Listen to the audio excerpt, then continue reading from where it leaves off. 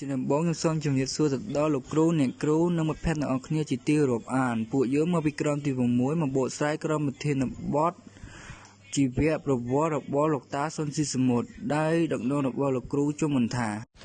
អញ្ចឹងក្រុមយើងជាក្រុមទី6ហើយមានគ្នា5នាក់មានជារស់ចន្ទធី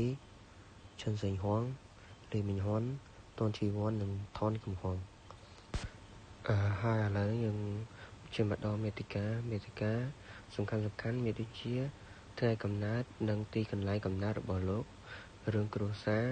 ការសិក្សាការប្រឡូកចូលក្នុងវិស័យតន្ត្រីស្នាដៃជាមួយនឹងឯកសារយោងហើយលោកសុនស៊ីសមុទ្រកើតនៅថ្ងៃទី23ខែសីហាឆ្នាំ1933នៅខេត្តស្ទឹងត្រែង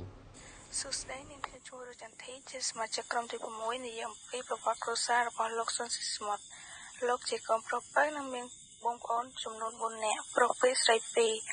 ពុករបស់លោកឈ្មោះសុនលៀងជានាយទាហានប្រចាំខេត្តបាត់ដំបងនៃទាហានបដិវត្តប្រឆាំងអាណានិគមបារាំង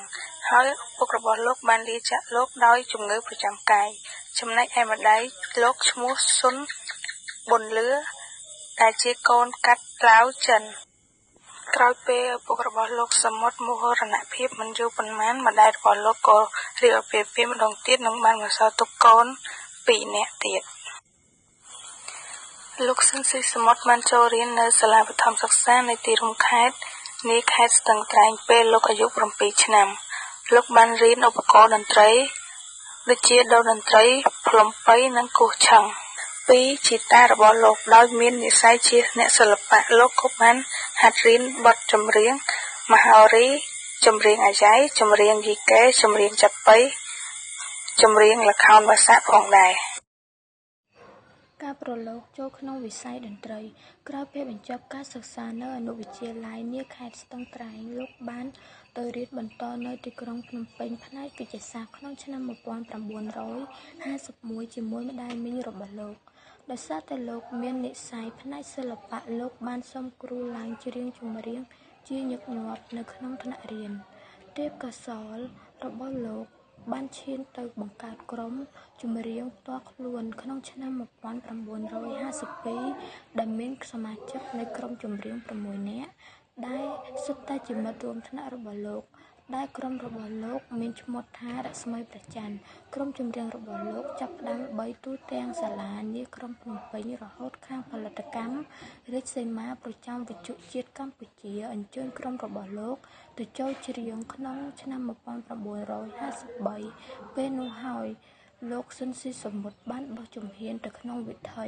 សិល្បៈបន្ទាប់មកប្រទេសកម្ពុជាបានធ្លាក់ចូលភ្លើងសង្គ្រាមអំឡុងឆ្នាំ1975ឆ្នាំ1979ប្រទេសកម្ពុជាដែលកាលនោះមានឈ្មោះជាផ្លូវការថាប្រជាធិបតេយ្យឬត្រូវប្រជាជនខ្មែរជាទូទៅហៅថារបបប្រល័យពូជសាសន៍ដែលធ្វើឲ្យប្រជាជនខ្មែរស្លាប់រាប់រយលាននាក់ពេលនេះហើយដែលលោកសុនស៊ីសមុទ្រអស់ជីវិតក្នុងរបបនេះក្នុងឆ្នាំ1976ទោះបីជាស្លាប់ហើយក៏ដោយក៏លោកបានបន្សល់នូវស្នាដៃជាច្រើនផងដែរស្នាដៃដែលជាស្នាដៃនិពន្ធរបស់លោកនិងជាមួយដៃគូនិពន្ធដទៃទៀតក្នុងចំណោមនោះដែលលោកសុនស៊ីសមុទ្រមានបទចម្រៀងសរុប1200បទក្នុងចំណោមបទចម្រៀងទាំងនោះលោកក៏មានបទចម្រៀងផ្ទាល់ខ្លួនផងដែរចំនួនជាង500បទដោយស្មើនឹង50អាល់ប៊ុមដែលបានបង្កើតនៅផលិតកម្មដែលមានចំនួន250អាល់ប៊ុមផលិតកម្មវត្តភ្នំមានចំនួន158អាល់ប៊ុមផលិតកម្មសាយោណារ៉ា cover ពីអ្នកចម្រៀងបរទេសមានចំនួន90អាល់ប៊ុមនិងផលិតកម្មរស្មីពណ៌មាសមានចំនួន50អាល់ប៊ុមដែលជា Original Master អាល់ប៊ុម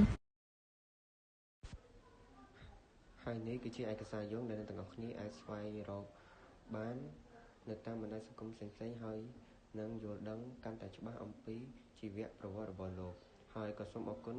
សម្រាប់ការទស្សនាវីដេអូរបស់ក្រុមយើងខ្ញុំពីដើមរហូតដល់ចប់សូមអរគុណ